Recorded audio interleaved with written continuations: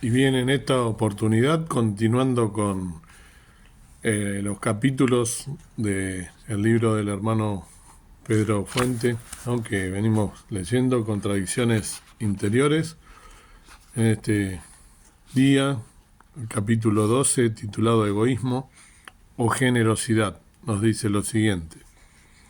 La generosidad es la única virtud que transforma un bien material en eterno. Autor desconocido. El padre del cual habló Jesús, recordemos que estaba hablando de la parábola del hijo pródigo, que la lleva a distintas circunstancias o de esas contradicciones justamente.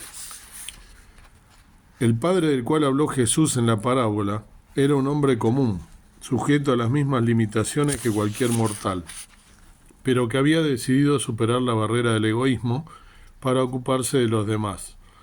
Quienes somos padres hemos tenido que experimentar en muchas ocasiones lo que significa la renuncia a lo nuestro por atender a los hijos.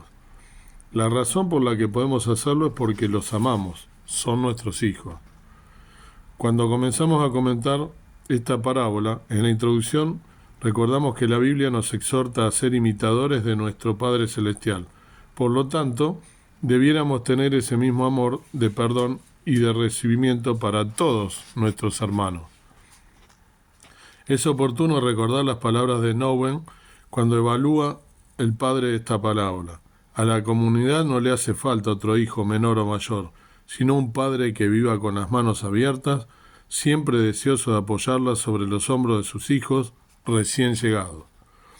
Este padre tuvo que enfrentar varias encrucijadas para resolver asuntos de sus hijos. Dominar o dar libertad.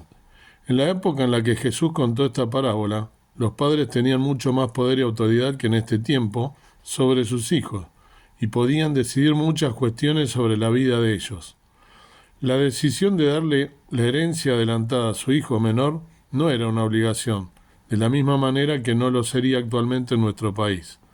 Un día, como tantos otros en la rutina familiar, el hijo menor se presentó ante su padre y, sin demasiadas vueltas, le dijo que quería irse de la casa paterna y llevarse todo lo que le correspondería como herencia cuando su padre muriera.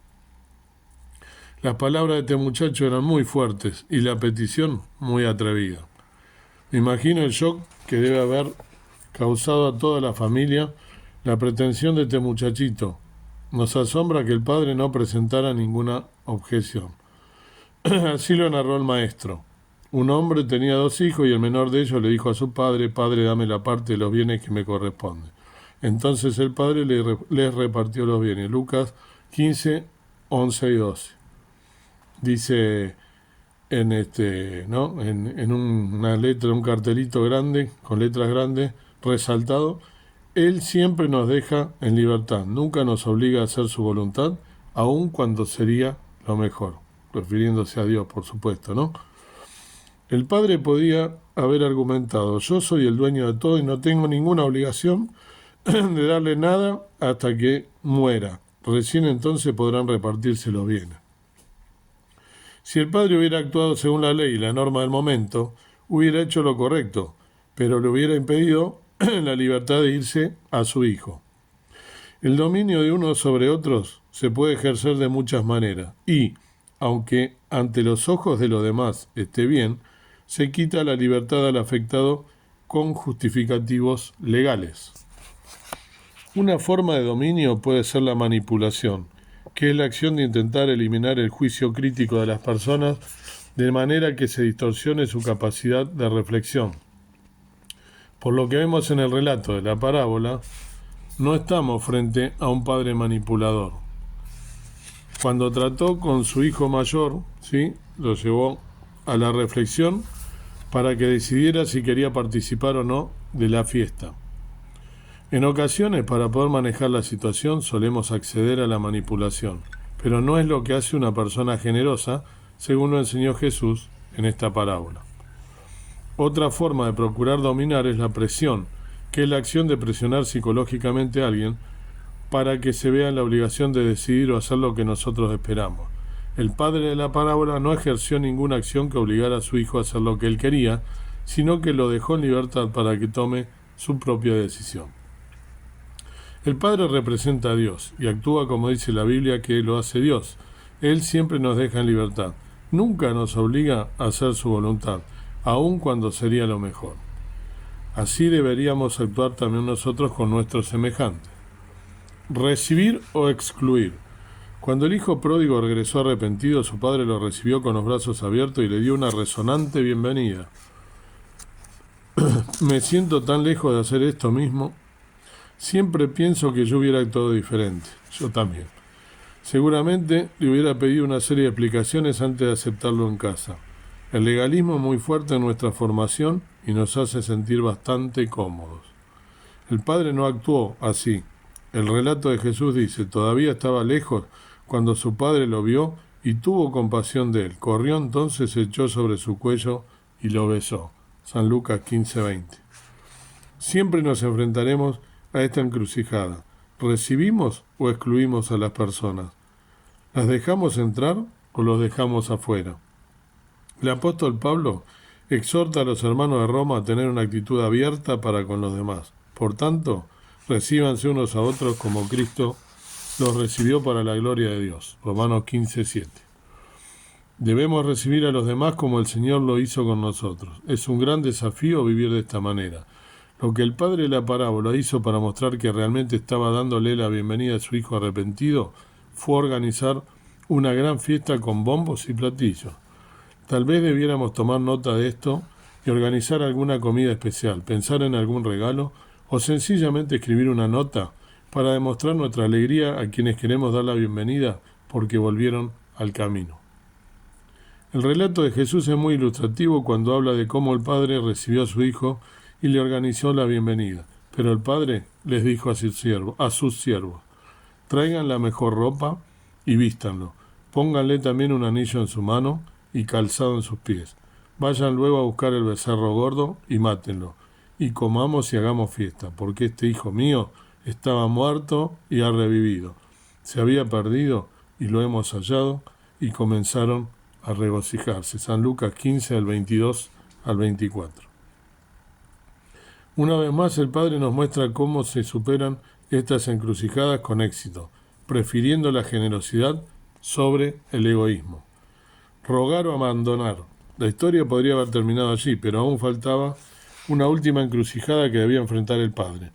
Su hijo mayor no quería participar de la fiesta y algo había que hacer. Cualquiera de nosotros hubiera dicho, si quiere entrar, que entre y si no, que se quede afuera. No es así como actuó un padre generoso. Cuando el hermano mayor escuchó esto, se enojó tanto que no quería entrar. Así que su padre salió a rogarle que entrara. San Lucas 15:28. El padre tenía muchas razones para hacer una fiesta por el regreso de su hijo y no se iba a perder la oportunidad de celebrar. Este fue su mejor argumento. Pero era necesario hacer una fiesta y regocijarnos porque tu hermano estaba muerto y ha revivido. Se había perdido y lo hemos hallado. San Lucas 15:32. La fiesta era para agasajar el regreso del pródigo, pero su corazón es tan amplio que no puede dejar a su otro hijo afuera de la fiesta. Por esto sale a convencerlo de lo importante que es su presencia junto a su hermano.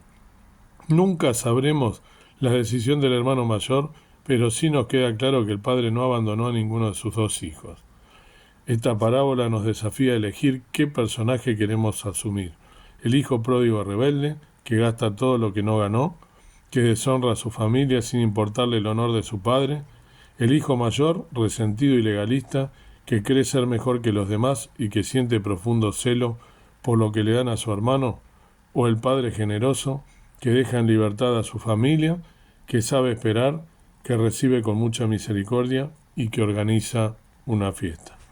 Henry Nouwen concluye diciendo, he empezado a conocer lo que significa ser un padre que no hace preguntas, sino que lo único que quiere es acoger a sus hijos en casa.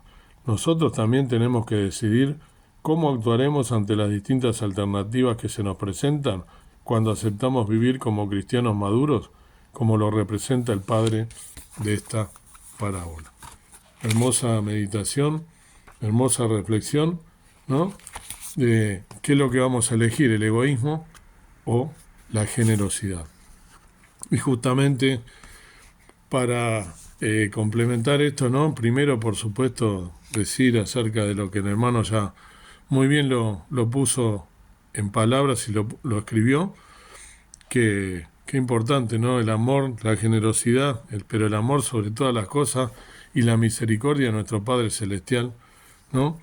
Cómo tiene amor por todos, qué paciencia, y cómo Él nos recoge en sus brazos, ¿no? Y cómo nos dio, ¿no? la salvación eterna y nos libró de la condenación eterna, ¿no? Cómo debemos estar agradecidos por eso.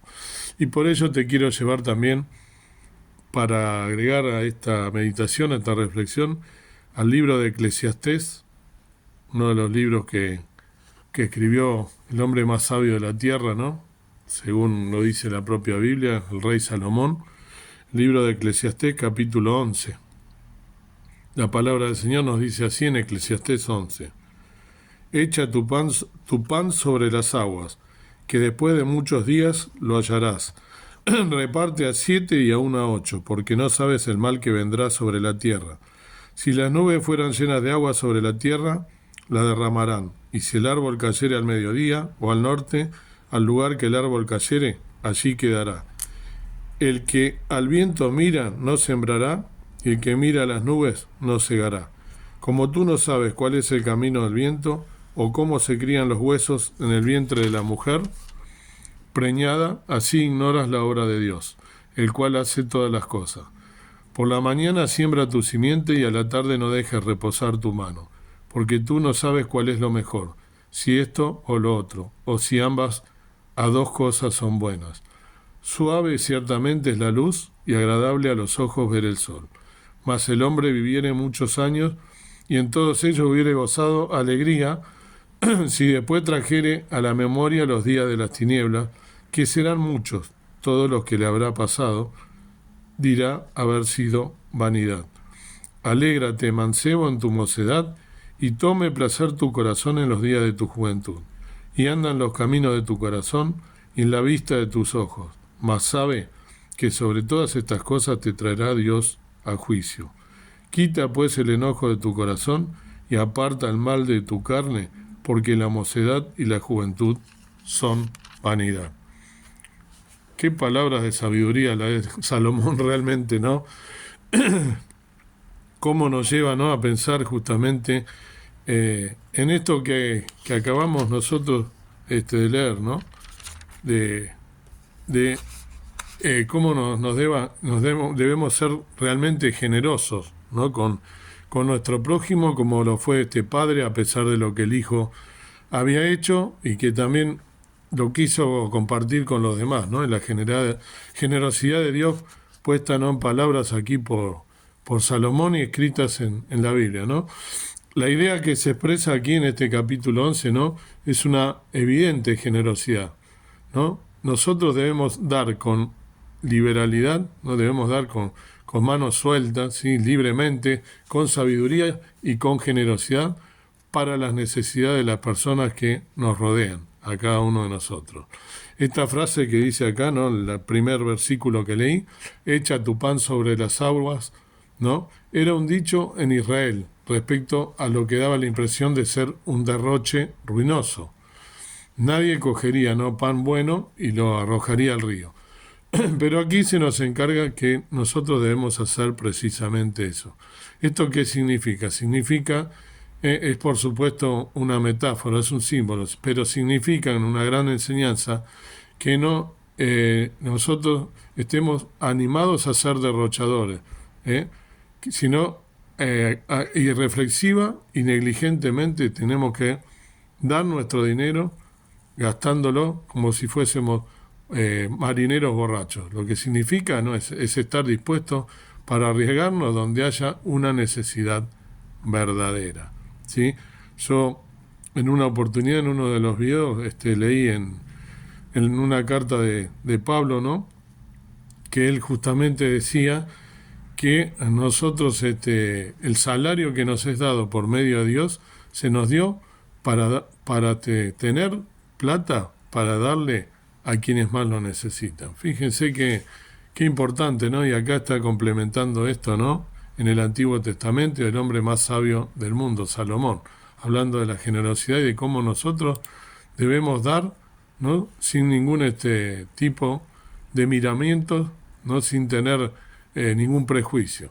Cuando vemos a personas necesitadas, aunque es posible que no sepamos cómo van a usar ese dinero que le damos, y es posible que no lo usen de una manera sensata, a pesar de ello, es preciso que nosotros seamos generosos. Echa tu pan sobre las aguas, dice, ¿no? Clarito. Porque en la sabiduría y propósito de Dios es muy posible que regrese a usted algún día cuando necesite usted ayuda. Yo podría relatar varias historias acerca de personas, ¿no? Que ayudaron a extraños y habiendo pasado un cierto tiempo, cuando se encontraron con serios problemas, esa persona o esa donación o esa caridad que hizo, ¿no? Volvió, o esa generosidad que tuvo, volvió a aparecer de tal manera que le resultó de ayuda en su tiempo de necesidad. A eso se refiere, ¿no? Justamente estos versículos que hemos leído. Además, de la manera más extensa, tenemos que dar de la manera más extensa que nosotros podamos. Cuanto más podamos dar, más nos va a bendecir el Señor. Reparte a 7, dice, ¿no? El segundo versículo, y aún a 8. Porque no sabe qué mal ha de venir sobre la tierra. Este versículo es algo que no nos limita en cuanto a la cantidad de personas que deberíamos tener nosotros en nuestra lista de ayuda.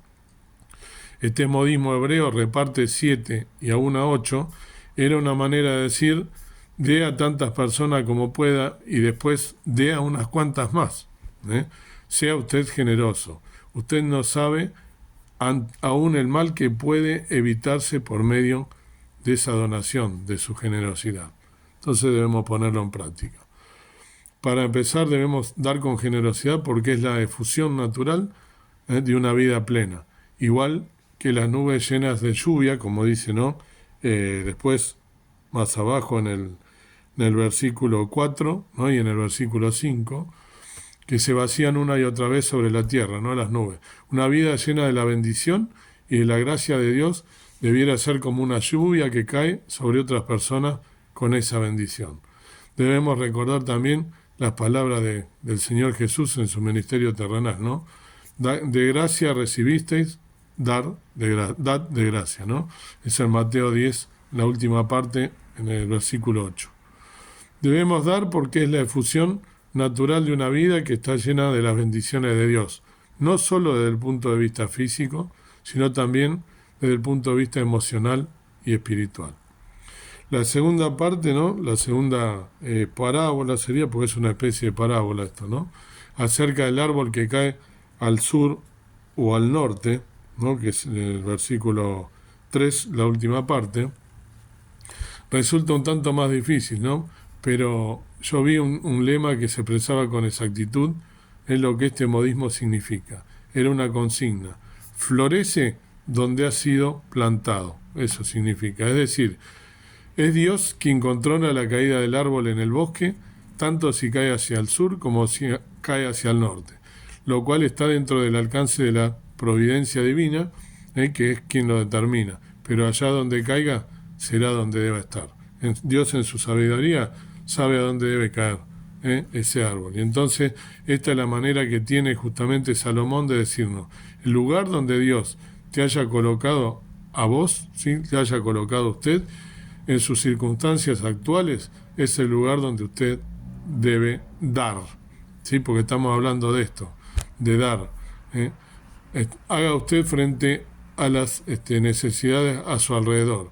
Eso no significa siempre desde el punto de vista geográfico.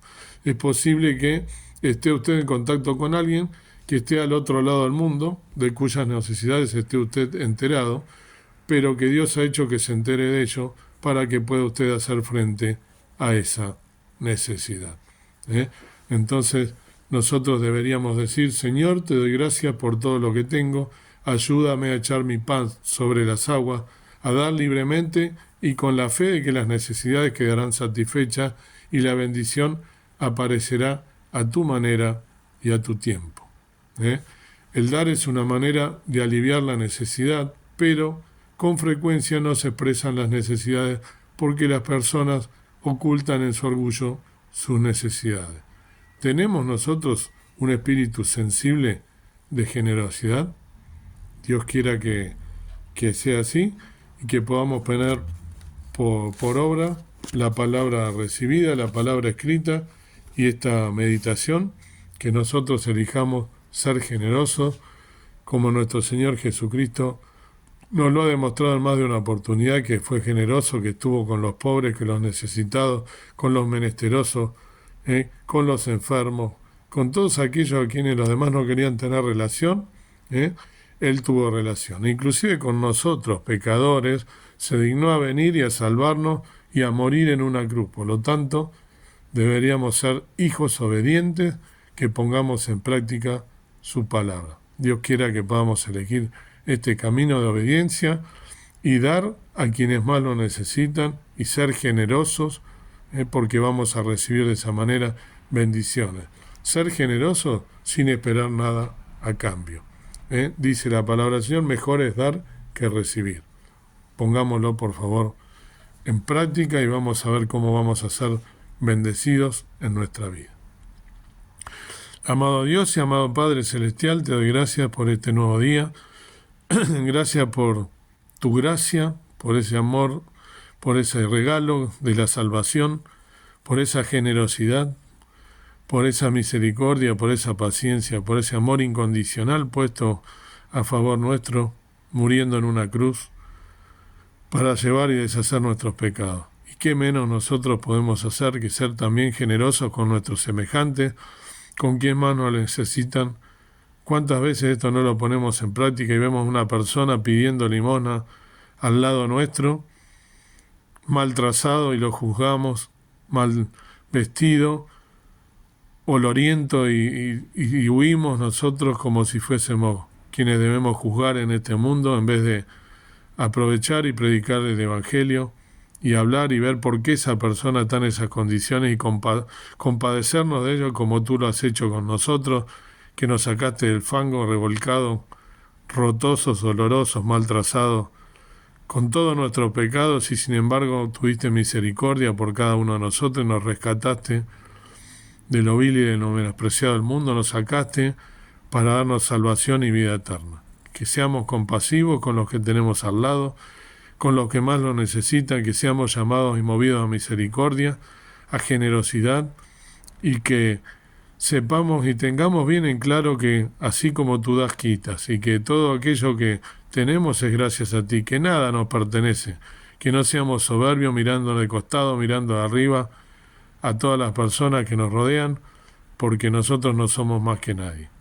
Debemos estar y actuar en humildad como tú lo fuiste, manso y humilde de corazón.